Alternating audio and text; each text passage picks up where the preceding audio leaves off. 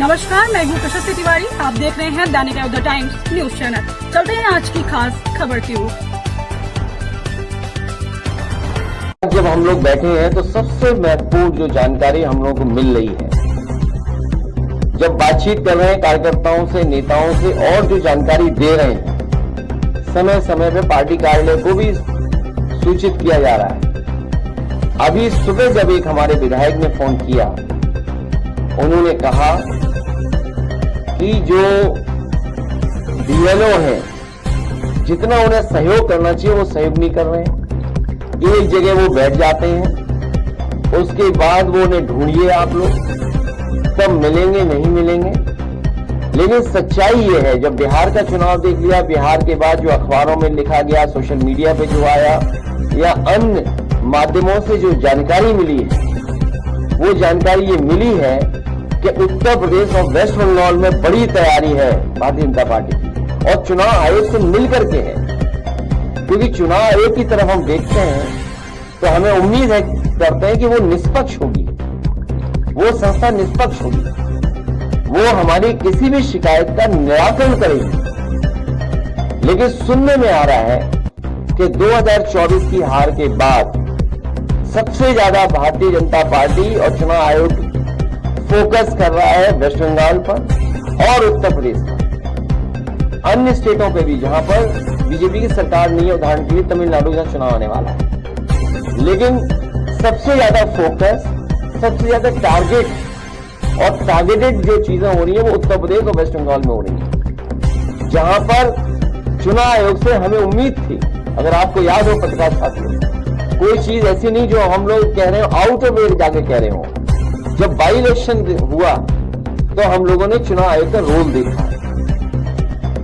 By election Uttar Pradesh के जब हुए, रामपुर का पार्लियामेंट इलेक्शन हुआ, उस समय हम लोगों ने रोल इलेक्शन कमीशन का देखा है। तमाम शिकायतें की नहीं, लेकिन उस शिकायतों पर कोई कार्रवाई नहीं हुई।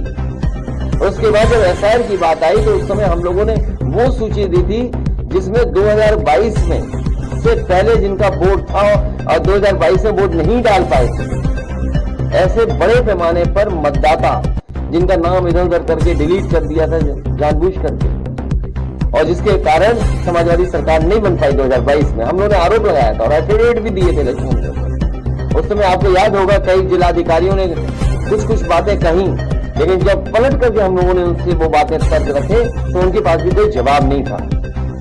इसलिए जो तैयारी है, सबसे महत्वपूर्ण बात यह है कि भारतीय जनता पार्टी, उनकी सरकार, उनके अधिकारी और चुनाव आयोग मिलकर के ये तैयारी कर रहे हैं कि 2024 में जिन विधानसभाओं में समाजवादी पार्टी जीती है, इंडिया गठबंधन जीता है, उन विधानसभाओं में 50,000 से ज्यादा वोट काट दिया जाए एसआईआर के बहाने।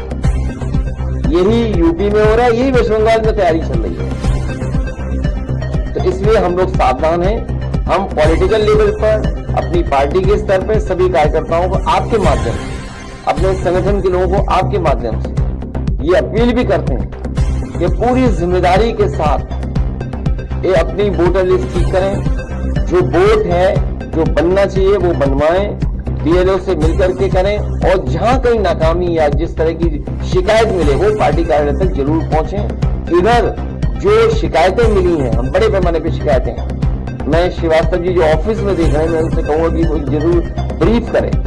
उससे पहले कोई एक अधिकारी है एसडीएम, उनकी रिकॉर्डिंग भी हमारे पास, वही है रिकॉर्डिंग एसडीएम साहब वाली, एक एसडीएम साहब की रिकॉर्डिंग है। देखिए क्या कह रहे हैं, मतलब किस लेवल पे तैयारी है कन्नौज में।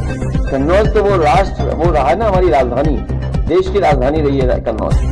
सम्राट हर्षवर्धन महादानी, जिन्होंने कुंभ को आयोजन का शुरू किया था, तो जो सम्राट हर्षवर्धन की प्रतिमा हटा सकते हैं कुंभ स्थल से, वो वोट क्यों नहीं हटाएंगे?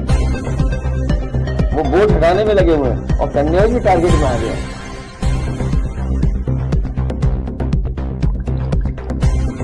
और मैं पहले भी बता चुका हूं कि पोस्टिंग, ट्रांसफर, चलाइए